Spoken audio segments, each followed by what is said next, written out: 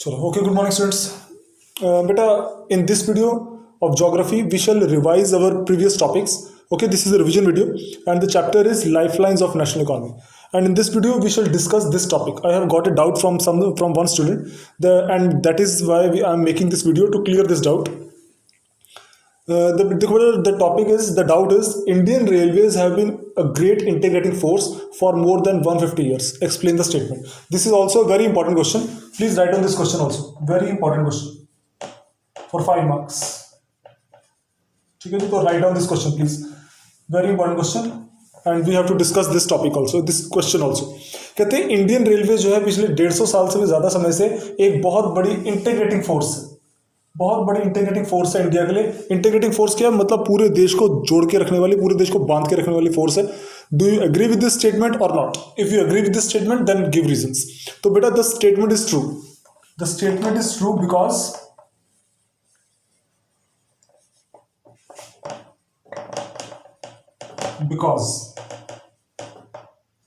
अब ये statement true क्यों? देखो देखो बच्चों, ऐसा है, रेलवेज ने हमारे देश को ना एक जगह से दूसरी जगह पर पहुंचना लोगों का आसान किया. जब तक रेलवेज नहीं था तब तक क्या था कि हमारे देश में एक जगह दूसरी जगह जाना, of course roadways were there, but वो भी इतने डेवलप नहीं थे. लेकिन एक जगह से दूसरी जगह जाने के लिए रेलवेज ने लोगों को क्या कर दिया? बहुत आसानी कर दी. Now the people when the first railway was started in India in 1853 from Bombay to Thane. उसके बाद से जैसे जैसे रेलवे का एक्सपेंशन होता गया, it became very convenient for the people to travel from one place to another in a vast country like India.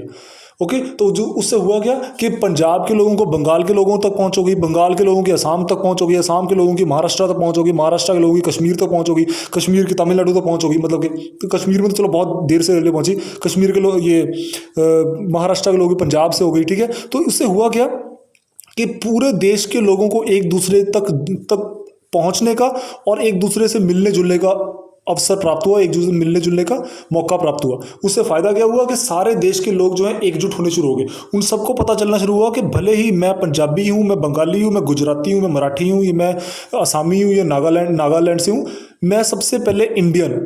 ठीक है, वो भी इंडिया से है, वो भी इंडिया से, मैं भी इंडियन हूँ, वो भी इंडियन. तो सब हम सारे इंडियंस हैं. तो हम और हमारा पूरा देश अंग्रेजों का गुलाम है. ठीक है, our whole nation is the slave of the Britishers, of the foreigners. That's why we have to make our country free nation. तो इससे हुआ क्या कि देश को एकजुट करने का काम किया रेलवेज ने, before independence also and even after independence 1947. उसके बाद भी आज तक भी रेलवेज काफ़ी ज़्यादा इंपॉर्टेंट रोल निभा रहा है देश के अलग अलग एरियाज़ को जोड़ के रखने के लिए, देश के अलग अलग हिस्सों के लोगों को दूसरी जगह तक पहुंचाने के लिए. आप देख सकते हो आज के, क्योंकि देखो ना, India is not a very developed country. यहाँ पर आज भी सारे लोग जो हैं ये एयरवेज से ट्रैवल नहीं कर सकते. हमारे देश में आज भी बहुत सारे लोग जो हैं वो रेलवे से ट्रैवल करते हैं फॉर लॉन्गर डिस्टेंसेस. तो जब रेलवेज इतने सारे लोगों को, आपको पता होना चाहिए, रेलवे, इंडियन रेलवेज इतना का नेटवर्क तो चलो बड़ा है ही, it is the 4th largest network of the world. उसके अलावा इंडिया की ट्रेन में इतने ज़्यादा लोग ट्रैवल करते हैं कि 1 करोड़ लोग एक दिन में ट्रैवल करते हैं. 1 करोड़ पीपल पर डे. इतने लोगों को एक जगह से दूसरी जगह पर डे रेलवेज ट्रैवल करवाती है. तो जब ये इतने सारे लोगों को ट्रैवल करवाती है एक जगह से दूसरी जगह, तो मतलब सब लोगों को एक जगह से दूसरी जगह पर पहुंचने का और एक दूसरे से मिलने जुलने का मौका मिलता है. ठीक है ना, का अवसर मिलता है. उससे फायदा क्या होता है? उससे फायदा यही होता है कि सभी लोगों को एक दूसरे को जानने का मौका मिलता है और देश में एकता की भावना बढ़ती है, देश में इंटेग्रिटी बढ़ती है, देश में एक पता चलता है कि मैं भी इंडियन हूँ तो वो भी इंडियन है, मेरे भी वही राइट्स हैं जो उसके राइट्स हैं. ठीक है, तो we all are equal, we all are Indians first. उसके बाद हम लोग गुजराती, पंजाबी, बंगाली, मराठी हैं. सबसे पहले वी आर इंडियंस. तो this is absolutely right to say that railways have been a great integrating force in India for more than 150 years. ये statement अपने में बिल्कुल सही है. अगर आप लिखना भी चाहो तो मैं आपको बता देता हूँ. The statement is true because, क्यों है? देखो फर्स्ट पॉइंट क्या बनेगा? Joins the people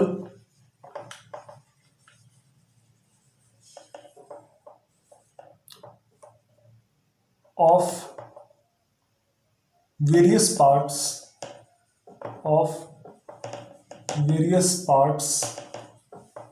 of the country. ठीक है, इसकी एक्सप्लेनेशन आपने खुद लिखनी है, मैं सिर्फ हेडिंग्स लिखाऊंगा. ठीक है, सारे देश के लोगों को, अलग देश के अलग अलग हिस्सों के लोगों को जोड़ने का काम करती है, ज्वाइनिंग करने का काम करती है। ठीक है, चाहे आप किसी भी देश के किसी भी हिस्से के लोगों, आपको एक जगह दूसरी जगह पर पहुंचाती है, आपको एक जगह दूसरी जगह तक जोड़ने का काम करती है। तो दैट इज वाई रेलवेज क्या करती है, टू रेलवेज का मेन काम क्या है, to join the people of various parts of the country. ठीक है, दूसरा number 2,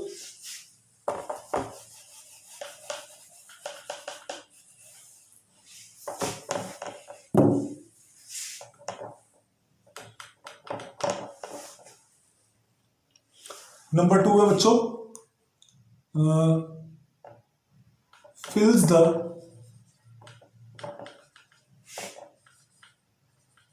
people mindset for national integration। ऐसे फिल्स द पीपल, फिल्स की जगह कर लो, फिल्स को कुछ और यहां पे लिख लो, make the people mindset for national integration. लोगों के जो माइंडसेट है वो नेशनल इंटीग्रेशन की तरफ बनाती है। मतलब जब जब लोग एक दूसरे को ज्वाइन करेंगे, एक दूसरे से मिलेंगे जुलेंगे, तो डेफिनेटली उससे होगा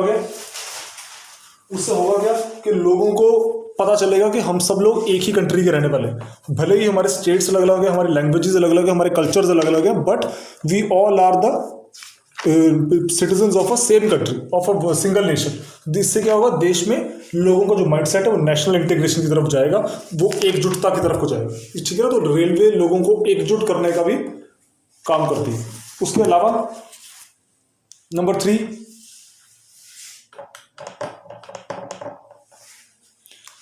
आप लिखो बच्चों, हाँ, make the people mindset for national integration. उसके अलावा काफ़ी सारा रॉ मटेरियल जो है ना वो ट्रांसपोर्ट करने का काम भी रेलवेज करती है। इससे भी क्या होता है, अल्टीमेटली देश के लोगों को फायदा मिलता है, देश के लोगों को, क्योंकि देखो ना, अगर एक जगह दूसरी का सामान ट्रांसपोर्ट करने में मदद होगी तो उससे डेफिनेटली देश के लोगों को पैसा आएगा। तो जब पैसा आएगा तो देश में प्रॉस्पेरिटी भी इंक्रीज होगी। तो इससे भी एक तरह से देश को जोड़े रखने में मदद मिलती है, क्योंकि जब सारे लोगों को पैसा आएगा, प्रॉस्पेरिटी बढ़ेगी, तो डेफिनेटली देश की इंटीग्रिटी तो बढ़ेगी। ठीक है, तो ये पॉइंट भी आप लिख सकते हो। इसको ऐसे लिखो, helpful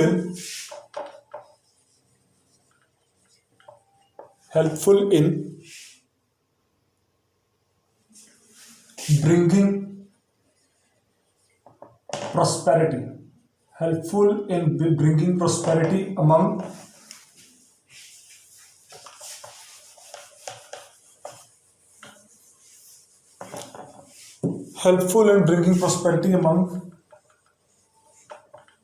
the people of all the sections of society। ऐसे लो, of all the sections of society। ठीक है, ये इसका थर्ड पॉइंट बनेगा। नेक्स्ट नंबर 4 लिखो बच्चों,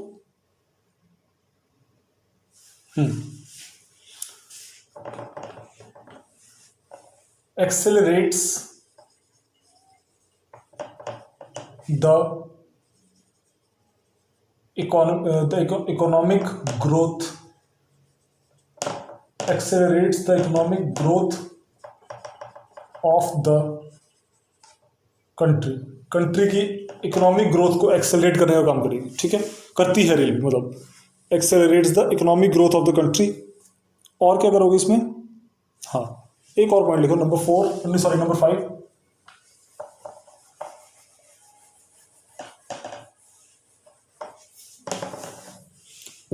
नंबर 5 लिखो,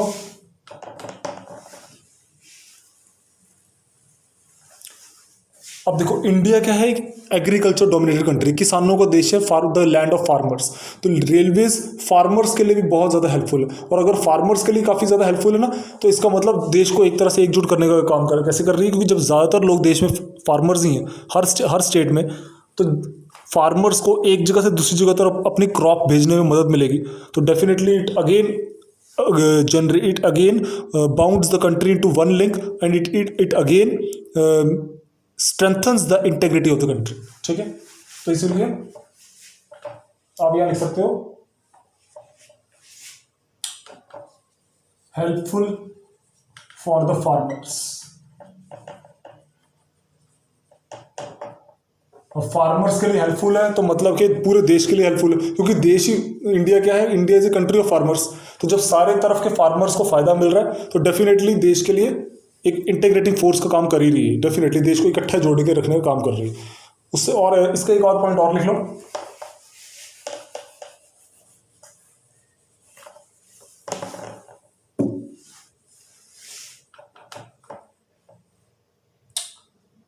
a huge bounding force, a huge bounding force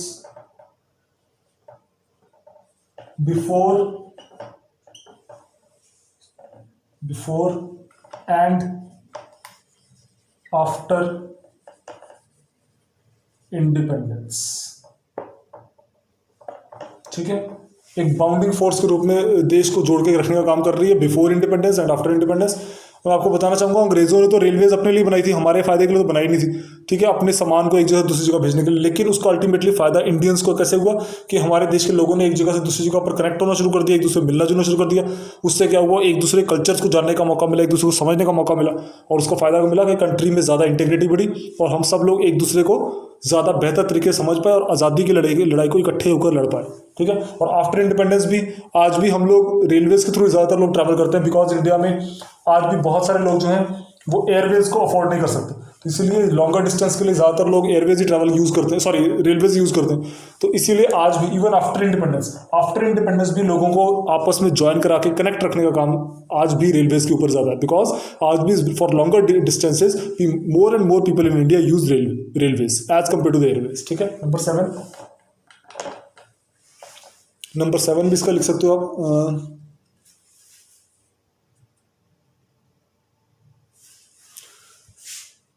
promotes the cultural tourism। ठीक है, अब देश के कल्चरल टूरिज्म को ज़्यादा प्रमोट करती है। ठीक है, देश के जैसे 4 धाम यात्रा इंडिया में शुरू कर रहे हैं हम लोग, ठीक है, चारों धामों को जोड़ रहे हैं, देश के जितने भी टूरिस्ट प्लेसेस हैं उनको आपस में जोड़ रहे हैं रेलवेज के थ्रू। अब उससे होगा क्या कि लोग कल्चरल टूरिज्म इंडिया में जब करेंगे तो डेफिनेटली अलग अलग स्टेट्स के लोगों को अपने अलग अलग स्टेट्स के कल्चर के बारे में पता चलेगा, लोगों के बारे में पता चलेगा, लोग वहाँ जाएंगे आएंगे, जिससे क्या होगा, देश में इंटेग्रिटी, देश में एकता की भावना, यूनिटी की भावना अगेन बढ़ेगी। ठीक है, तो प्रमोट्स कल्चरल टूरिज्म। ठीक है, which for this cultural tourism further strengthens the integrity of the country. ठीक है, तो रेलवेज कल्चरल टूरिज्म बढ़ाता है, कल्चरल टूरिज्म से आगे कंट्री की जो वो इंटेग्रिटी है, एकता है, वो बढ़ती है। ठीक है, स्ट्रेंथन होती है। नेक्स्ट एक और पॉइंट और देख लेते हैं, कोई और मिल जाए तो। एक और पॉइंट लिख लो, माउंटेनियस रीजन्स को भी अब जोड़ने का काम चल रहा है। ठीक है ना, तो अब जब लद्दाख जैसे एरियाज़ को, लाहौल स्पीति जैसे एरियाज़ को ट्रेन्स के थ्रू, रेलवे लाइन के थ्रू जोड़ने का काम चल रहा है। उससे क्या होगा कि दूर दराज के जब एरियाज़ भी हमसे हमारे देश से जुड़ेंगे तो वो ज़्यादा बेहतर तरीके से अपने कंट्री के साथ जुड़ पाएंगे।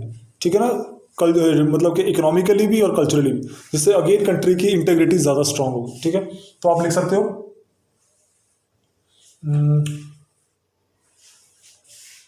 provides all weather connectivity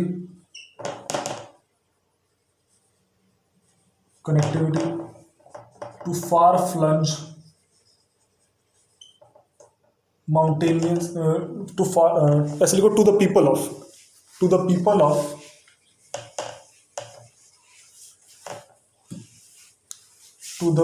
of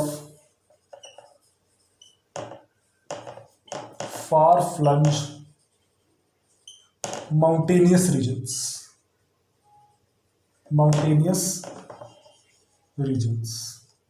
This thing again strengthens the integrity of the country. इससे क्या है, फार फ्लंग्स के जो लोग हैं, अरुणाचल प्रदेश जैसे एरियाज़ के जहाँ हम लोग नई रेलवे लाइन्स बिछाने लगे हैं, लद्दाख जैसे एरियाज़, हिमाचल के लाहौल स्पीति जैसे एरियाज़ जो अब तक देश से बिल्कुल अलग थे और अछूते थे, वहाँ पहुँचना बड़ा मुश्किल होता था, वहाँ पर भी हम रेलवेज़ बिछा रहे हैं और बिछाना शुरू कर भी दिया। कश्मीर में भी रेलवेज़ पहुँच चुका काफ़ी पहले से। तो इसीलिए उससे क्या होता है फार फ्लंज एरियाज़ में भी जब लोगों तक कनेक्टिविटी पहुंचती है तो उससे क्या होता है अगेन वहाँ के लोग भी देश के साथ ज़्यादा बेहतर तरीके से जुड़ पाते हैं, जिससे further strengthens the integrity of the country, जिससे कि कंट्री की स्ट्रेंथ एकता को और ज़्यादा मजबूती मिलती है और ज़्यादा बल मिलता है। तो in this way it is absolutely right to say that railways is the bounding force of India for the past 150 years, even before the independence and after independence. The statement is absolutely true.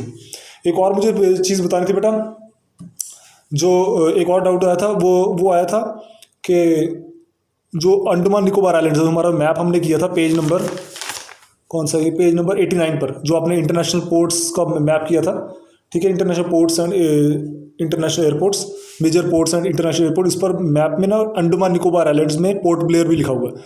Andaman Nicobar islands में Port Blair sea port भी है, इसको भी टिक कर लेना।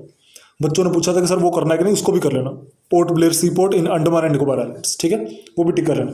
और दूसरी बात ये, वो हैदराबाद का मैंने बताया था, हैदराबाद राजीव गांधी इंटरनेशनल एयरपोर्ट, ठीक है, वो हैदराबाद जो है वो now it is in the state of Telangana, ठीक है। हैदराबाद अब आंध्र प्रदेश में नहीं आता, हैदराबाद अब तेलंगाना में आता, तो स्टेट कर लेना उसको तेलंगाना, नॉट आंध्र प्रदेश, ठीक है। Hyderabad international airport, Rajiv Gandhi international airport is in the state of Telangana, clear. तो ये भी टिक कर लेना, ये थोड़ा सा करेक्शन करानी थी मैंने।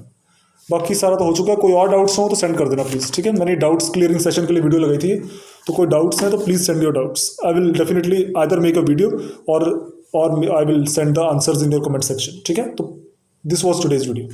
Thank you so much students and God bless you all, ठीक है जी, थैंक यू।